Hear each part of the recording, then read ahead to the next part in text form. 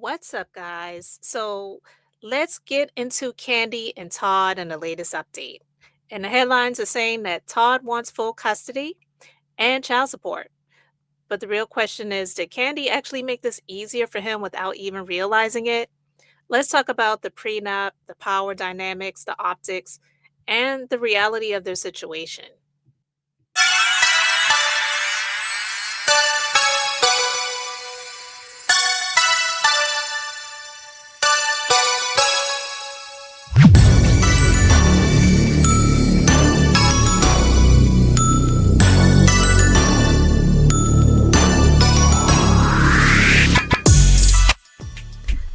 Thanks for stopping by the Being Beautifully Honest podcast and channel. Thanks for being here, being subbed. If you're not, hit the button. And if you're listening on YouTube, hit the like. It's like walking in the room and hitting that light switch. Let's brighten up the place and get into the real of reality TV.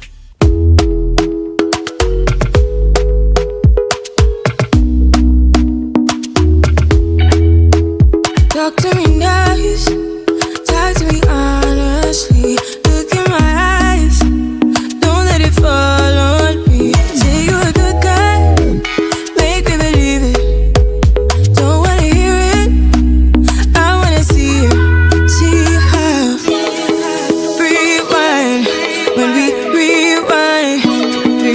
All right, guys, so you see my screen, and here's the story. RHOA alum Kandi Burruss' ex, Todd Tucker, demands primary custody, questions prenup.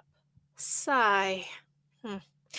And no one can be surprised by this. And even though I was one of those people that was like, well, they have the prenup, he's on video saying that he wasn't under duress. But I also said the person that you marry is not the person that you divorce. It's just the real of the situations. And even though there are some situations where it's amicable, most of the time, it's just not. So the story reads, buckle up. Todd Tucker's counterclaim in his divorce from Kandi Burruss just went public. And he's got some big demands. The Real Housewives of Atlanta alum filed for divorce last month, 11 years after tying the knot. Now, he's asking for primary physical custody of their two kids, and he's also questioning the validity of their prenup. Oh, look at little Ace there. In Kandi's initial divorce filing, she asked for joint custody of their two kids, Ace and Blaze. She also requested that their 2014 prenup be enforced. Todd has other ideas. Court documents reviewed by Us Weekly reveal that Todd has requested primary custody of their kids. According to Todd, the kids are currently in his care, while Kandi handles out-of-state work obligations. Sorry, this is not funny, but I have to laugh. He said it would stay that way for several months. Per the court docs, Todd is hopeful that he and Kandi can come to a custody agreement on their own. They're continuing discussions in good faith. Should those conversations fall apart, he'll pursue physical custody, joint legal custody, and final decision-making authority. Elsewhere in the counterclaim, Todd and his lawyers questioned the prenup. Here we go. The court docs accused Kandi's legal team of presenting the prenup without him having lawyers present. Boom. And there's that. They claimed that Kandi's legal team had previously spoken with Todd's legal team about a potential prenuptial agreement, but they wound up having him sign it without their approval. Bravo fans saw this drama play out on Kandi's wedding spinoff. And yes, we saw it. So there's the article. I'm not going to read the entirety of it, guys. And dang, those boobs are pushed up to her neck and her clavicle. But yeah, I can't even say that I'm surprised that we are in this space right now, because the thing about it is, Kandi, she's always, for what we have seen, been this powerhouse, the worker, the earner, the multi-business mogul. And I would even say, since she got with him, he's kind of made her be that even more, because I don't believe that a lot of these businesses that she ventured out into doing were her choice, but she definitely was the financial backing of it. So he's positioned himself to be the hands-on parent, the one holding down the home when she's touring, filming, traveling, running multiple businesses, and we've got scenes of that from the Real Housewives of Atlanta. But now that they're divorcing, the dynamic, it might actually work in his favor, because here's the thing. With the prenup situation, like they mentioned in the article, she had Todd sign it. Yes, the way she did it, it really matters. Because, yeah, he agreed to sign it, but it was the way that it was done. Her legal team was present. He did not have counsel representing him there. He had counsel. He had someone that was reviewing things, but he didn't have someone that was there at the time. And if we even sit and really consider the matter, like I really didn't do, because it ain't none of my business and I wasn't that deeply involved in it, it's similar to a mediation. You're not going to be in a mediation with just one counsel being present and the other person has zero counsel and they're there and they're just going back and forth with these people on their own. It just doesn't work that way. If that person's counsel can't be present, they're going to reschedule to have it held a different date when everyone is available. All right. So the entire thing was recorded on video, including his emotional reaction. So he wasn't sitting there smiling, happy about it. We all know this. And some may say, well, he didn't have to do it. And I agree with that. He didn't have to. No one put a weapon up to his head or up to his mouth or to his neck and said, sign this, or, say that you agreed to this, or it's your life. So I can definitely agree with that, but he wasn't sitting there smiling happy about it. So that is going to cause there to be a reaction. Whether they're going to go with it or not, it's another story. I don't know. But in a divorce and custody situation, the optics matter. A judge could easily say, look, this is imbalance. This was pressure.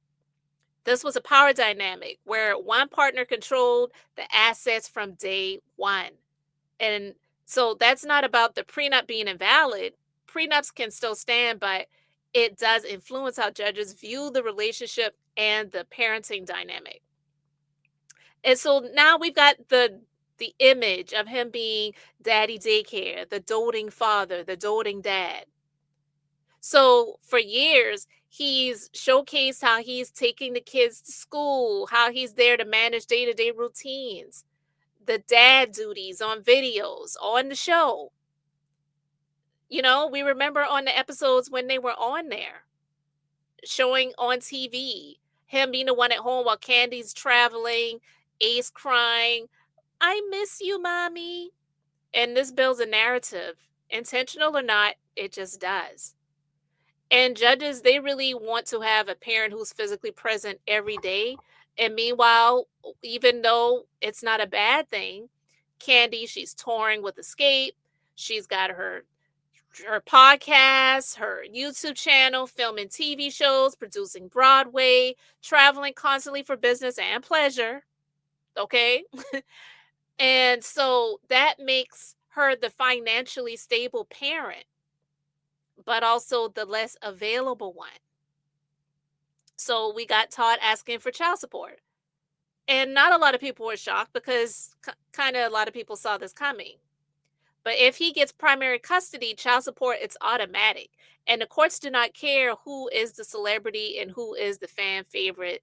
They care about lifestyle, continuity for the kids, the parent who is available, parental availability and sustainability, stability as well, and who has historically been the primary caregiver. And Todd might be checking more boxes than people really want to admit in that. And I know Mama Joyce is somewhere pissed about this and saying, I told you so. I told you, Kandi. I can hear it right now. But also the question is, guys, did Kandi make this easy for him? And honestly, she probably did. Because she built this narrative of, I'm a boss, I'm worldwide, I'm making the money, I could take care of everybody in this room if I wanted to. I mean, remember, Kandi said a lot of things like that. Showed herself missing events due to business, and it's making Todd look like he's the full-time parent. So you put the prenup on camera, And it's making her look like she is the one that has the finances and he is the support. He's the helpmeet. So all of this, maybe even unintentionally, could strengthen his custody argument. And now here we are. So it's like, did she give him this as a easy win? Like, put the ball in his court for him to just say, you know what? This is an easy layup for you, brother. Just go ahead and score. And some may say that's really what it's looking like. But guys, I don't know. We don't know what the ultimate outcome is going to be. And hey, ultimately, they may come to an agreement where there's like, look, this is what we're going to do because we don't want to have the courts just completely say this is what you have to do. So we're going to come to an agreement of this is what we are going to do. But I say again, even though the threesome BS and all that, opening up the relationship to other people, sleeping with all these different people and all that stuff, I felt was ridiculous, stupid, dumb, and disgusting.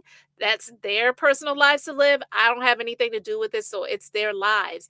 But I don't believe that the relationship faltered because of anything with regards to another person, persons, or sex. When it comes to Kandi, who's the one that filed, she's all about her finances. And I believe it had some things to do with how it was draining on her finances with maybe all of the different business ventures that he was doing. And it just wasn't working out for her anymore, especially missing that Real Housewives of Atlanta check.